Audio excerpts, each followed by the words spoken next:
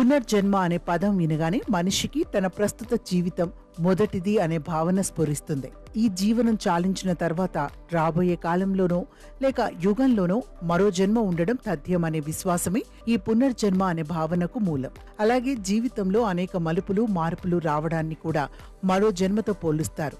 ఉదాహరణకు ప్రమాదంలో తీవ్ర గాయాలకు గురై తిరిగి కోలుకోవడం లేదా చావు నుండి బయటపడటం. పుట్టిన వానికి మరణం తప్పదు, మరణించిన వానికి పుట్టుక తప్పదు. అందుకే తప్పించుకోవడానికి వీలులేని దాని విషయంలో నీవు దుఃఖించటం తగదు అని భగవద్గీతలో స్పష్టంగా చెప్పారు.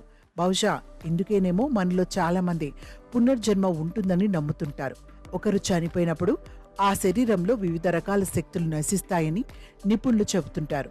మొదట శరీరం చనిపోతుంది, తర్వాత ఇంద్రియాలు, తర్వాత శ్వాస నశిస్తాయి.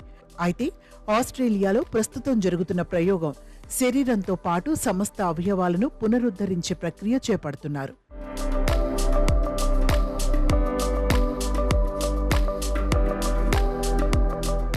మరణించిన వ్యక్తిని ప్రత్యేక రకమైన స్లీపింగ్ బ్యాగ్లో చుట్టి డ్రై ఐస్లో ప్యాక్ చేయడం, అతని శరీర ఉష్ణోగ్రత దాదాపు -80°C తగ్గించి శరీర అవయవాలు పాడవకుండా చూడటం ప్రధానంగా చెబుతున్నారు. ఇక భగవద్గీతలోనూ బౌద్ధ ధర్మంలోనూ చెప్పినట్లు పునర్జన్మపై చాలా నమ్మకాలే ఉన్నాయి. కానీ అవన్నీ అందమైన ఊహలే. వాస్తవంలో ఏ ఒక్కరికి పునర్జన్మ లభించినట్లు ఆధారాలు లేవు. పునర్జన్మ కోసం ప్రస్తుతం శరీరం వాడుకోవడమూ జరగలేదు.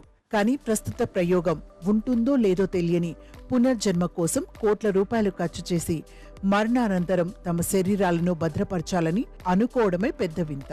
ఆస్ట్రేలియా కంపెనీ క్రయోనిక్స్ వద్ద పునర్జన్మ కోరుకొని తమ శరీరాలను భద్రపరచాలని చాలా మంది ఒప్పందాలు చేసుకుంటున్నారు. నిజంగా ఆస్ట్రేలియన్ శాస్త్రవేత్తల ప్రయోగం ఫలిస్తుందో లేదో తేలాలంటే మరికొన్ని రోజులు వేచి చూడాల్సిందే.